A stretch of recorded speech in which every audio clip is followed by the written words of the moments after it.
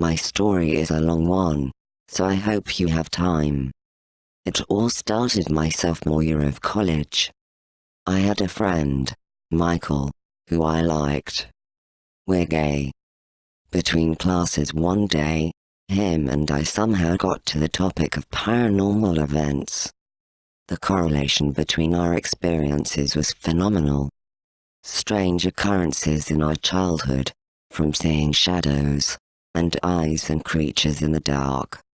Our conversation drifted off and we thought nothing of it.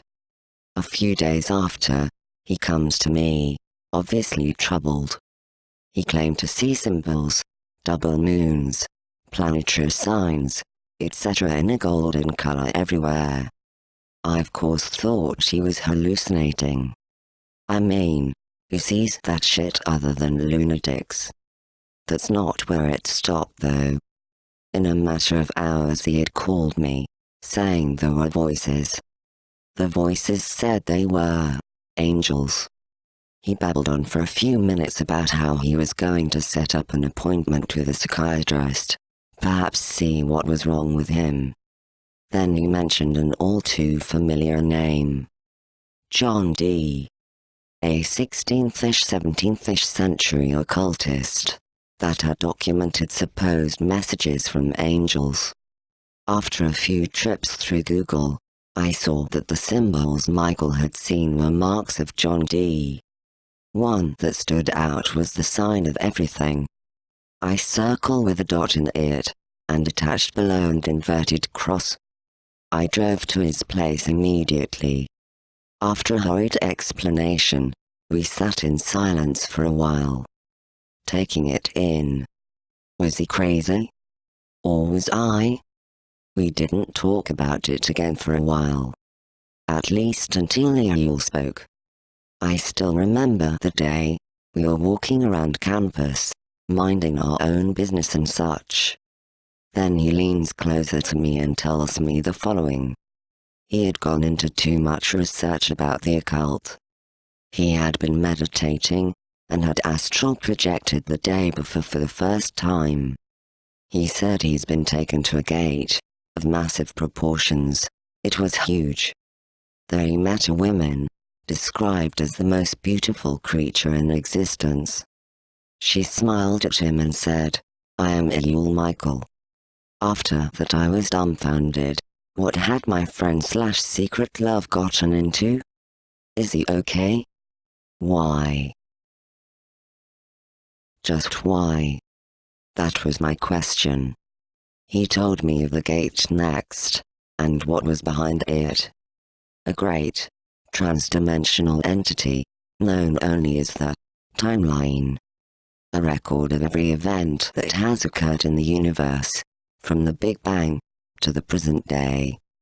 His experience there was otherworldly, so he said. When the gates opened, him and Ewell were pulled in, and stretched nearly infinitely. After that, he described a peaceful scene. A large grass meadow, and Ewell with him. They were dressed like peasants, and had some kind of guard with them. He becomes extraordinarily important later. Nonetheless, shit was happy and peaceful. There was something off about it though. 2 crystal spheres in the sky, orbiting the Earth. One was slightly larger than the other. However, it was falling. My memory is fuzzy here. All I remember next is that he and Ewell died in it, and he was back in his real body. There was something off in his memory though. He knew more about Ewell than she had told. She had never really died in it. She lived. But only halfway, so to speak. It was then that he saw why this entity had contacted him. She needed help. Her life had become a paradox, and infinite loop of the day she died. Every day she would feel the inexorable pain of death. By the time he had finished explaining this, it was time for my next class. I just sheepishly said bye. I mean, what else do you say here? Oh, okay, I wanna know more about batshit crazy shit, lol. I decided to Skype him later that night. He went into even more disturbing details. I cannot write them all here, as I'll never get finished if I do. After a while into our chat he started coughing, then gurgling, then foam at the mouth.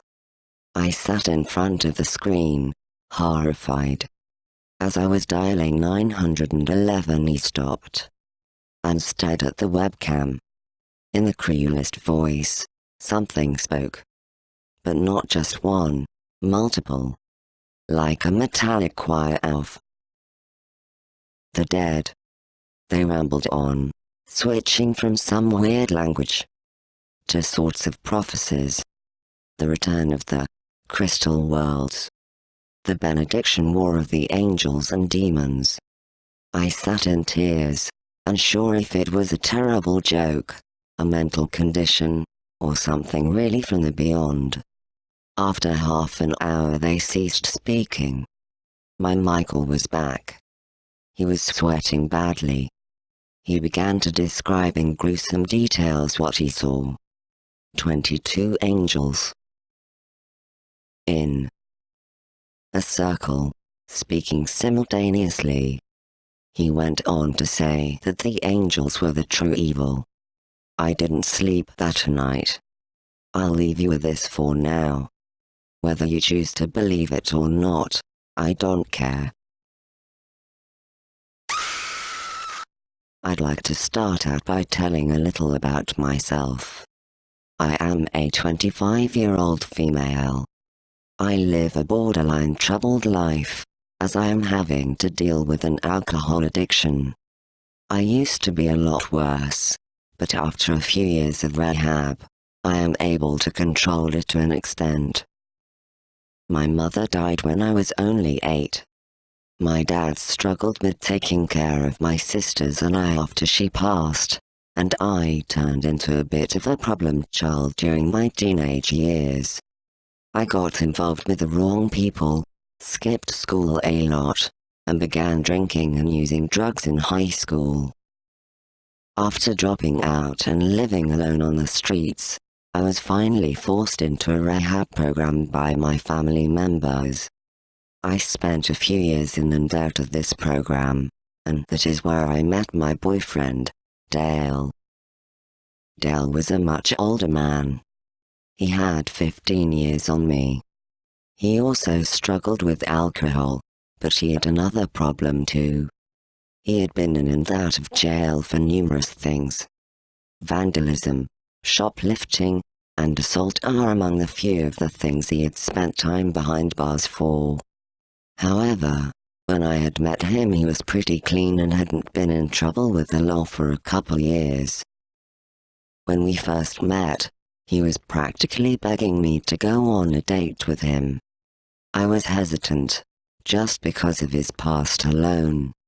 I refused to even give him my number. After a few weeks of knowing him though, and realizing how much he had changed for the better, I finally started caving in, and eventually we started dating. We had been dating for close to 7 months, and everything was going great. He truly was an amazing person. He treated me like gold. We were to the point of saying we loved each other. But then all of a sudden, one ill-fated night, he told me something about his past which put me in complete shock, and I haven't been able to talk to anyone for the past several weeks, until now. Please forgive me if my grammar or spelling or whatever is bad from here on out, because my hands are trembling as I am trying to type out what happened. Dale and I were at his apartment one night, when he told me he needed to tell me a dark secret about his past. He told me I was the first person he had ever told this to. It was something that he did several years ago, when he was much younger. He tells me that one night he had left a party, completely obliterated out of his mind, and drove home. On his way, He had hit a woman walking on the side of the road and just left her there. She ended up dying and he was never caught. He said he wanted to turn himself in, but he was scared and afraid he would spend the rest of his life in jail. So he pulls out a folder with newspaper clippings of the incident. I started reading through them, when all of a sudden my stomach dropped and I felt a sudden shock and pain run through my body like never before. The woman he had killed was my mother. So I'll admit it, I was on a dating site called okcupid.com. And I see this pic of a cute-looking girl. So we message back and forth. Eventually she gives me her number. It's Thanksgiving break and we are texting basically the entire time, but then she doesn't text back for like 2 days. I basically charge this one to the game and move on. But just in case there was any misunderstanding, I text her a quick, "Hey there," or some such thing. To which she replies, "There's not gonna be anything in your stocking but a lump of coal this Xmas, haha." I find this pretty strange. This wasn't really her tone of voice, so I'm a little weirded out. So I basically hit her back with, "Okay. Haha, sorry." Then she replies, "You're not sorry, you're only after one thing." And I was like, okay. Who is this? She sees, "This is Krista's grandmother, and no grunt like you is gonna deflower my granddaughter." So I am in WTF mode, and text her that her should stay out of her granddaughter's personal affairs, and in any case I have morals, and am not some perv, or words to that effect. After this I get a few more hostile messages from supposedly her granny. Then I message Christy on Facebook. I tell her if I've been getting weird messages from her granny, but she tells me that her granny has been dead for like 5 or 6 years. The granny lived at her parents' house, and was pretty fucked in the head. One day she pulled a knife on Christy and injured her dad pretty bad. I then realized I told Christy where I live, which means her granny may know where I live, so I started getting super freaked. So I left my house, went to the library computers to continue the conversation that said after the incident, they kicked Granny out, and they learned she committed suicide not long after. At this point I call Christy, to see if she is trolling me or what's up. So I do, and she has no idea what's going on, and is pretty weirded out by me, I can tell. However, she was still pretty friendly about the whole thing. So I hang up and decided to go back to my place to sleep. Once I'm in bed I get a text, "Never call this number again." Went over to my buddy's house to sleep that night. Never talked to the girl again. She transferred to a community college in state. I'm not sure if she was just trying to get me off her case or if this was something paranormal. Either way, it's pretty creeptastic.